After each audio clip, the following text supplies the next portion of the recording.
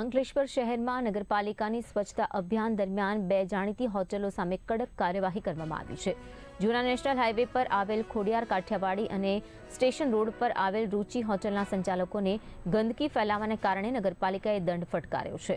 તપાસમાં સામે આવ્યું છે કે આ હોટલો દ્વારા ગંદા પાણી અને કચરાનો રોડ પર નિકાલ કરવામાં આવતો હતો, જેને કારણે આસપાસના વિસ્તારમાં ગંદકી ફેલાતી હતી અને આરોગ્ય માટે પણ જોખમ ઊભું થતું હતું।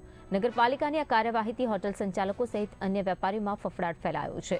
તો પાલિકા તરફથી ચેતવણી પણ આપવામાં આવી છે કે આવનારા સમયમાં નિયમોનો ભંગ કરનારાઓ સામે કડક પગલાં લેવાશે।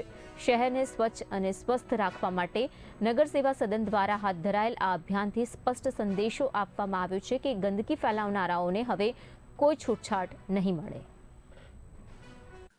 આજે અંકલેશ્વર નગરપાલિકાની સેનિટેશન ટીમ દ્વારા ખોડિયાર કાઠિયાવાડી ધાબા જેમણે સાફ સફાઈ કરી અને એનું પાણી બહાર કાઢેલ એ બાબતે ગંદકી કરતા આ સેનિટેશન ટીમ દ્વારા આજે ચેકિંગ કરી અને ખોડિયાર કાઠિયાવાડી ધાબા હોટલને નગરપાલિકા દ્વારા 3000નો દંડ આપવામાં આવેલો છે। તેમજ 2 દિવસ પહેલાં એક સુરુચિ હોટલ છે તેમને પણ ગંદકી બાબતે 2000 રૂપિયાનો દંડ કરવામાં આવેલો હતો।